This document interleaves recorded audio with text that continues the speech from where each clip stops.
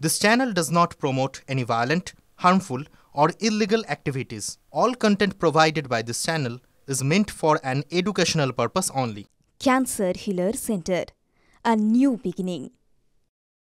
নমস্কার, দেখছেন টিভি9 বাংলা। রয়েছে আমি শুভজিৎ মিত্র। ঘড়ির কাঁটা দুপুর 12টা মানে প্রেস কর্নার। নজর রাখতে হচ্ছে বিধানসভার দিকে। গতকাল আপনাদের লাইভ দেখিয়েছিলাম টানটান উত্তেজনা বারুইপুরে তৈরি হয়েছিল। শুভেন্দু অধিকারী যখন যান বারুইপুরে, তার কর্মসূচি ছিল, তখন তাকে ঘিরে ধরে বিক্ষোভ দেখাতে শুরু করে তৃণমূল কংগ্রেসের কর্মী সমর্থকরা। আজকে জেলায় জেলায় ফেটে পড়েছেন বিজেপি কর্মী সমর্থকরা। পাশাপাশি আজ পড়েছে বিধানসভাতে। দুটো ছবি একসঙ্গে দেখাচ্ছি। দেখুন, বারুইপুরে শুভেন্দুকে হেনস্থা করা হয়েছে এমনটাই অভিযোগ। গতকালের ছবি দেখুন, শুভেন্দু অধিকারী যখন যাচ্ছেন কালো পতাকা নিয়ে, তৃণমূল কংগ্রেসের কর্মী সমর্থক যারা আছেন তারা গো ব্যাক স্লোগান দেন।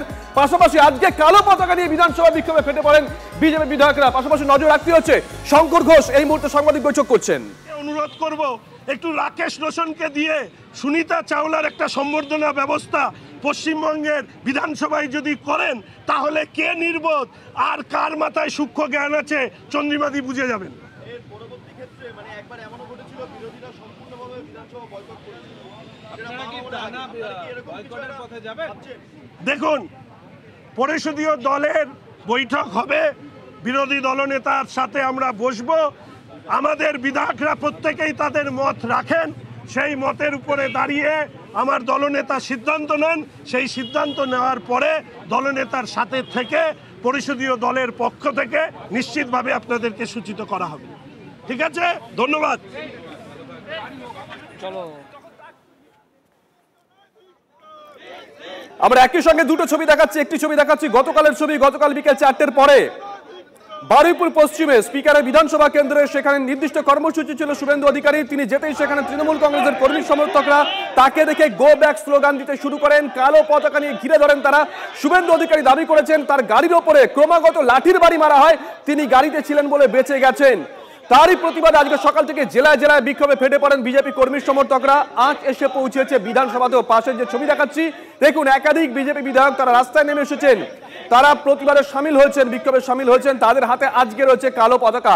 সোমা দাস আমাদের সঙ্গে রয়েছেন আমাদের সহকর্মী স্পট থেকে। সোমা, এই মুহূর্তে ছবিটা।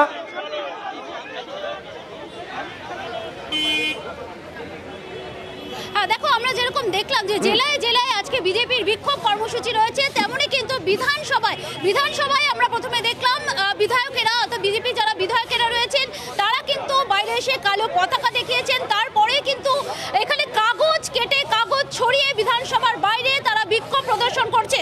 দেখতে পাচ্ছ বিধানসভার একেবারে বাইরেটা এই বিধানসভার গেট, এবং বিধানসভার ঠিক বাইরেটাতেই এখানেই কিন্তু বিজেপি যারা বিধায়কেরা আছেন তারা বিক্ষোভ দেখান। কাগজ কুটি কুটি করে কেটে কিন্তু তারা সেই বিক্ষোভ দেখান। পাশাপাশি কিন্তু তারা একটা কথা বলছেন, অর্থাৎ একটা দাবি তাদের রয়েছে, স্পিকার বিমান বন্দ্যোপাধ্যায়ের পদত্যাগের দাবি তারা করেছেন। পদত্যাগের দাবি তারা করেছেন, সেখানে তারা কিন্তু বিধানসভার গেটের বাইরে তারা আগুন জ্বালিয়ে কাগজ পুড়িয়ে তারা প্রতিবাদ করেছেন। আমার সাথে রয়েছেন এখানে যারা একটু কথা বলে নেব। আজকে আপনাদের এই প্রতিবাদ রাজ্য জুড়ে হচ্ছে এবং বিধানসভার বাইরে আপনারা এখানে কাগজ কেটে ছড়িয়ে প্রতিবাদ করলেন। আমাদের দুটো পয়েন্টের উপরে প্রতিবাদ ছিল। পয়েন্ট দুটো হচ্ছে, বিধানসভার অভ্যন্তরে বিরোধী দলের কোনো রকম বাক স্বাধীনতা নেই। আমরা যদি কোনো বিষয়ে আলোচনা চাই, সেই আলোচনা আমাদের করতে দেওয়া হয় না। তার বিরোধিতা করলেই সাসপেন্ড করা হয়। বিরোধী দলনেতাকে বাইরে রেখে বিধানসভা চলতে পারে?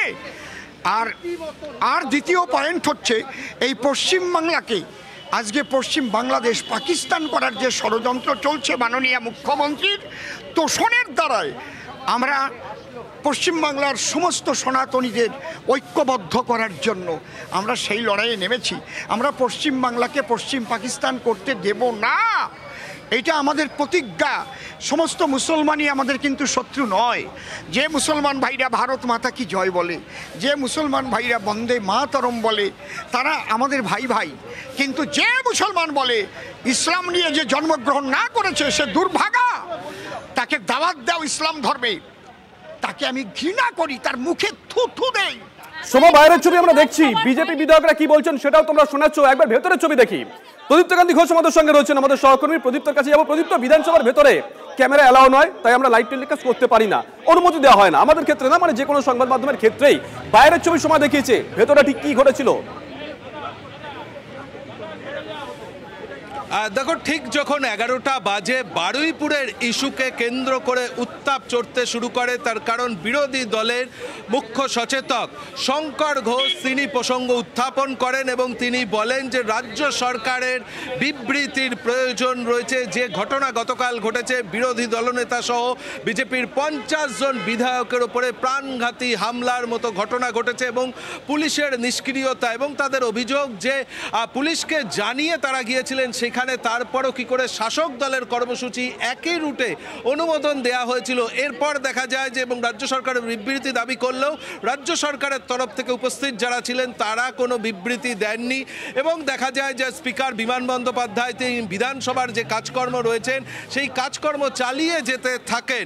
এর মধ্যেই বিজেপির বিধায়করা তাদের পকেটে থাকা রুমাল তারা বের করেন এবং প্রত্যেকের পকেটেই কালো রুমাল ছিল, সেটাই কালো পতাকা হিসেবে তারা ব্যবহার করতে থাকেন এবং তারা টানা স্লোগান দিতে থাকেন। স্বরাষ্ট্রমন্ত্রীর বিবৃতি যেমনভাবে তারা চান, তার পাশাপাশি স্পিকার চেয়ার ছাড়ো, বিমান বন্দ্যোপাধ্যায় চেয়ার ছাড়ো, এই স্লোগান তারা বারংবার দিতে থাকেন এবং যে স্লোগান তারা 30 মিনিট ধরে করেছেন, প্রায় 15-20 মিনিট পর দেখা যায় বিজেপির বিধায়করা তারা তাদের নিজেদের যে আসন রয়েছে সেই আসন ছেড়ে ওয়েলে নেমে আসেন। অগ্নিমিত্রা পাল, শঙ্কর ঘোষ, মীর গোস্বামীরা তারা সেখানে দাঁড়িয়েও স্লোগান দিতে থাকেন।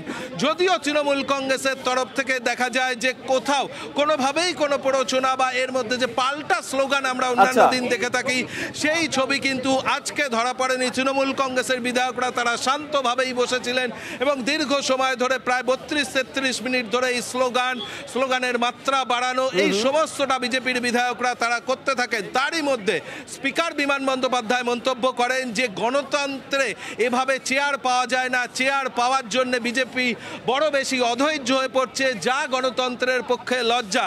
এবং অ্যাপ্রোপ্রিয়েশন বিল যেহেতু চলছিল সেই সময় চন্দ্রিমা ভট্টাচার্য বক্তৃতা করতে গিয়েও তিনি বিজেপিকে তুলোধনা করেন, অপূর্ব সরকাররা তুলোধনা করেন। শেষ পর্যন্ত যে ছবিটা কিছুক্ষণ আগে আমার সহকর্মী সোমা দাস দেখাচ্ছিল, প্রদীপ্ত সঙ্গে দেখো 40 মিনিট ধরে বিধানসভার ভিতরে ঠিক কি ঘটেছে একেবারে পুঙ্খানুপুঙ্খ বিবরণ দিলেন প্রদীপ্ত কান্তি ঘোষ। পাশাপাশি এই মুহূর্তে বিধানসভার বাইরের কি ছবিটা সেই ছবিটা দেখালো সোমা, জেলায় কি ছবি দেখাবো, তবে তার আগে বিজেপি বিধায়করা ঠিক কি অভিযোগ করেছেন শোনাই পরপর।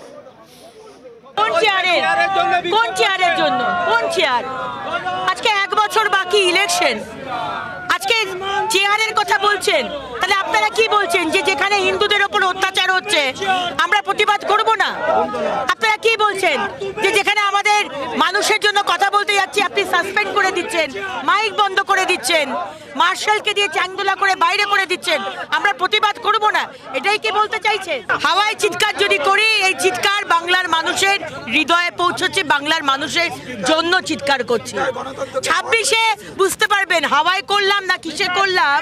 স্পিকার মহোদয় আপনি বুঝতে পারবেন 26-এ বারুইপুরের মানুষ আপনাকে জবাব দেবে।